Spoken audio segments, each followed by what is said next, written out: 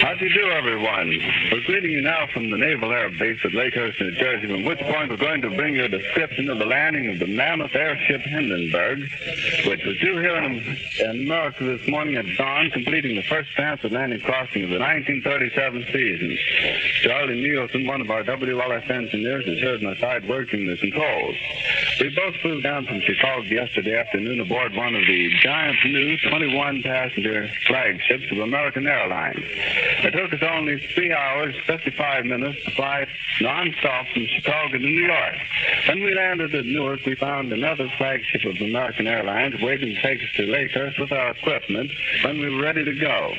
And incidentally, American Airlines is the only airline in the United States which makes connections with the Hindenburg. And as we came in for a landing on the runway of the field here at Lakehurst, we could easily see that a great event was about to take place.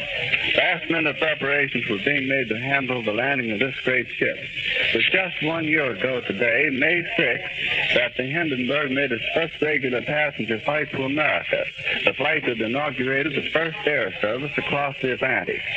So this occasion is doubly significant. It is the first anniversary of the inauguration of the service and marks the first flight of this year. The Hindenburg left Frankfurt, Germany, Tuesday evening rather, at 7:30 their time.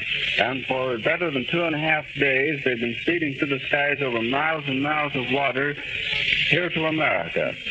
It was due to land at Lakehurst this morning at dawn, but we learned after our arrival at Newark that adverse wind conditions had been encountered over the area surrounding Newfoundland, which slowed the speed of the ship considerably.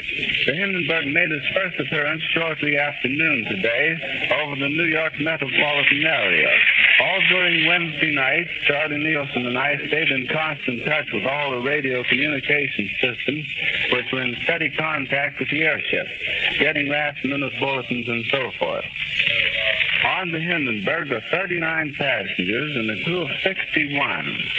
The Hindenburg circled over New York and is pointed for the base here at Lakehurst. Now, you may wonder why the ship didn't land the moment that it arrived at Lakehurst. As a word of explanation, these giant ships cannot be landed, or perhaps should I say, should not be landed at midday. The reason being there are so many shifting surface winds that it would bounce and toss the ship around too much. Now, it must either be landed early in the quiet of the dawn or during the quiet period just around sunset. And it's just about sunset and almost at the end of twilight right now. And raining as hard as could be. Now, those are ideal times, early in the morning or late in the evening. Winds and weather conditions have proven to be most satisfactory. In other words, nothing's left to chance or made subject to unnecessary risk. Safety comes first, as it always should. Now, the ship has been over the field several times. It's a beautiful field here. It's a sort of a sandy and grass combination with tarvia or hard surface runways in all directions so it can take off and land into the wind from any angle.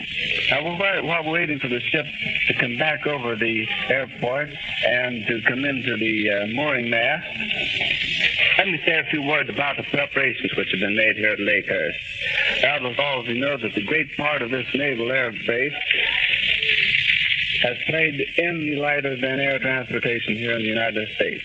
The facilities are adequate for the handling of the largest airship built. Just a little piece from where I'm standing is a great mooring mast. To this mast is attached the nose of the airship. It is so constructed that as the winds change, the top of the mast can be turned, allowing the airship to swing with its nose always into the wind. Inasmuch as the Hindenburg is 811 feet long, the mast of necessity must be quite a distance from the hangar, allowing clearance of the ship if it swings around the mast. The landing crew of the air base here is expertly trained to handle these massive ships of the sky. Each man is assigned a particular post, and when the word is shouted that the ship is coming in, this man knows just exactly what is expected of him. That's a fine crew of men if you've ever seen one. Now, we've been told that the airship is going to make an attempted landing in the rain, and if that is the case, we're going to have a mind-defined description of it for you, because the men will have difficulty in keeping footing in the sands, and especially since it's wet. Now, they're coming in to make a landing of the Zeppelin. I'm going to step out here and cover it from the outside. So as I move out, we'll just stand by a second. Well, here it comes, ladies and gentlemen. We're out now outside of the hangar, and what a great sight it is. A thrilling one. It's a marvelous sight. It's coming down out of the sky, pointed directly towards us and toward the mooring mast. The mighty diesel motors just roared as the fellows biting into the air and throwing it back into a gale like whirlpools. No wonder this great floating palace can travel through the air at such a speed with these powerful motors behind it. The sun is striking the windows of the observation deck on the eastward side and sparkling like glittering jewels on the background of black velvet. And every now and then the propellers are caught in the rays of the sun. Their highly polished surfaces reflect circles of gold. Now, a field that we thought active when we first arrived has turned into a moving mass of cooperative action. The landing crews have rushed to the posts and spots, and orders are being passed along, and last-minute preparations are being completed for the moment we have waited for so long. The ship is riding majestically toward us like some great feather, riding as though it was mighty proud of the place it's playing in the world's aviation.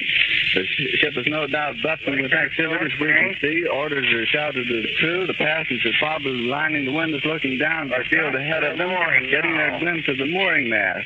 And these giant flagships standing here, the American airline flagships, waiting direction to all points in the United States when they get the ship moored.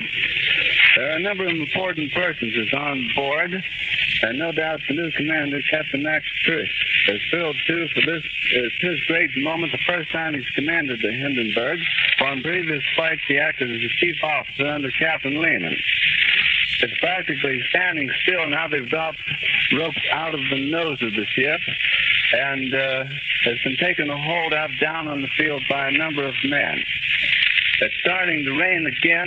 The rain had slacked up a little bit. They backed the motor to the ship, but just holding it just enough to keep it from... It burst into flame. It burst into flame, and it's falling. It's crashing. Watch it. Get out of the way.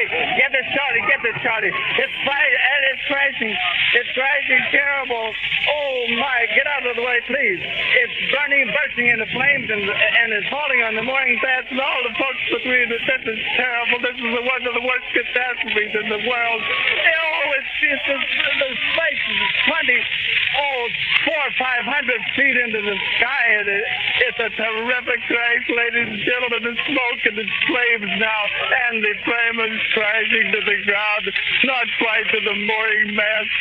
All the humanity and all the passengers screaming around here. I don't do it. I can't talk to people. His friends are out there.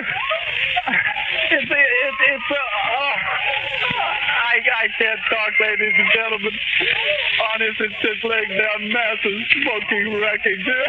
And everybody can hardly breathe and talk and screaming. Lady, I'm sorry. Honestly, I can hardly breathe. I'm going to step inside where I cannot see it. Sorry, that's terrible. Listen, folks, I'm going to have to stop for a minute because I've lost some voice. This is the worst thing I've ever witnessed. I've lost my breath several times during this exciting moment here. Will you pardon me just a moment? I'm not going to stop talking. I'm just going to swallow several times until I can keep on. I couldn't talk when I thought. I hope